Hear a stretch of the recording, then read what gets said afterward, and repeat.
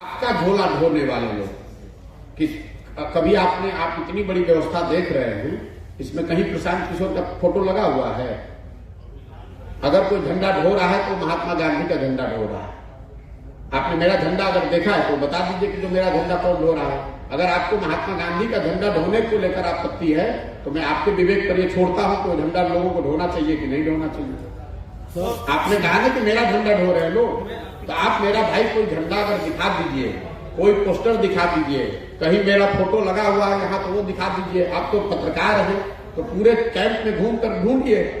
जब मैं रास्ते में चल रहा हूँ और देखिए कि मेरा कहीं फोटो लगा हुआ है। जो झंडा लोग लेकर चल रहे हैं वो गांधी जी का झंडा लेकर चल रहे हैं। अगर आपको ऑब्जेक्शन है गांधी जी का झंडा लेकर चलने में तो आप अपने रास्ता खुद ही तय कर लीजिए। सर प्रशांत सर कोई वादा किए हैं मेरे भाई? झोला ढोने की बात कर रहे हैं तो आप में से पहले तय कर लीजिए कौन पूछ रहा है। आप झोला ढोने की बात कर रहे हैं तो जितने लोग आपका झोला ढो रहे हैं वो कहीं ना कहीं आरजेडी वाले हैं, बीजेपी वाले हैं और उन्हीं पार्टी से। और दूसरा सवाल ये है कि those who are working for your team most of the peoples are from the other state. वो लोग अदर स्टेट से आते हैं। तो जो गांव की समस्या है वो बिहार के लड़के बताएंगे कि हरियाणा और दिल्ली के लड़के बताएंगे? अच्छा, आपने बड़ा इंटेलिजेंट सवाल पूछा। अगर अंग्रेजी में भी पूछा तो आप चाहे तो मैं अंग्रेजी में उसका उत्तर दे देता हूँ। बिहार की भोजपुरी में तो रोज बोलते बानी। हम उन बिहार के नेताओं में नहीं है। आपके एक पत्रकार सज्जन हैं जो आए इसी गुमान से कि इनका तो भोजपुरी ना बोले आवत हो। जब इंटरव्यू का जब शुरुआत किए, हम बिहार के हैं लेकिन हम फ्रेंच भी बोलते हैं, अंग्रेजी भी बोलते हैं और भोजपुरी भी उतना ठोक कर बोलते हैं। और मैं चाहता हूं कि बिहार का हर लड़का अंग्रेजी में उतनी फ्लुएंटली बोले, जर्मन और फ्रेंच भी बोले।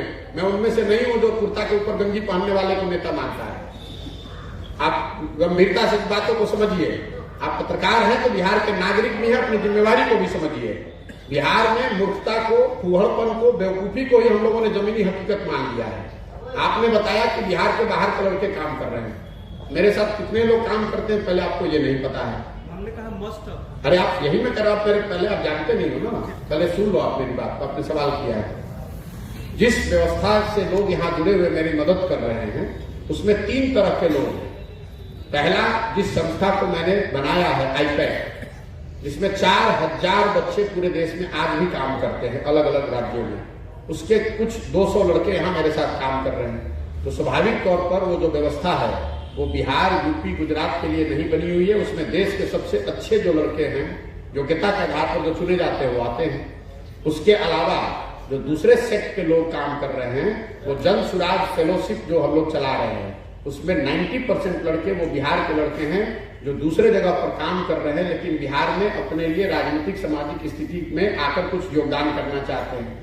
नेता नहीं बनना चाहते हैं लेकिन कुछ योगदान करना चाहते हैं। उसके लिए मैंने फेलोशिप शुरू की है जिसमें 350 लड़के मेरे साथ काम कर रहे हैं। और इन दोनों के बाद जन सुराज अभियान के तहत जो लोग वॉलंटियर्स हैं, जो हमारे साथ यहाँ रहते हैं या यहाँ पर काम करते हैं, 1000 से ज्यादा लोग पूरे देश विदेश से जो बिहार के पृष्ठभूमि के हैं, जो डिजिटली या अदरवाइज जुड़े हुए हैं, जो इन सारी सूचनाओं पर बैठकर काम करते हैं। कोई जर्मनी में है, कोई अमेरिका में है। तो ये हर पंचायत का योजना कोई आप और हम थोड़ी ना बनाएंगे। ऐसे हजारों लोगों को मैंने इकट्ठा किया है और उस व्यवस्था से चल रहे हैं। तो इसको बिहार, यूपी और हरियाणा कोई एक नहीं बना रहा है। इसको बिहार का भी कोई आदमी नहीं बना रहा है। इसको बिहार की पूरी जनता मिलकर बना रही है। उस चीज के लिए भरोसा रखिए। सर आपने कहा कि ऐसा नहीं करना चाहिए। आप मेरे वक्तव्यों को सुनिए। अरे आप सुने नहीं, सवाल अब कर लिए तो जवाब देने दीजिएगा ना। मुसीबत यह है यहाँ के नेताओं की तरह, यहाँ के अफसरों की तरह पत्रकारों में भी ये बात हो गई, किसी चीज को करने से पहले ना उसकी तैयारी किए। आप अपने मन में सवाल सेट करके आए हैं कि नेताजी हैं तो इनसे यही 4 सवाल पूछेंगे। सिलेबस से बाहर हम जहां गए तो आपको समझ में ही नहीं आएगा, आप वही सवाल पूछिएगा। आपने कहा कि मेरी बात पर भरोसा क्यों किया जाए। मैं हर मीटिंग में डंके की चोट पर, कैमरे पर रोज कहता हूं कि मेरी बात पर बिल्कुल भरोसा मत कीजिए। मैं रोज कह रहा हूं इस बात को कि मेरी बात पर बिल्कुल भरोसा मत कीजिए, मेरे कथनी पर मत जाइए। मैं जो कर रहा हूं उसको देखिए, समझिए, मूल्यांकन कीजिए। सही लगे तो ठीक से जुड़िएगा, नहीं ठीक लगे तो इससे मत जुड़िएगा। जो मैं वक्तव्य दे रहा हूं उस पर न सवाल कीजिएगा। प्रशांत सर आप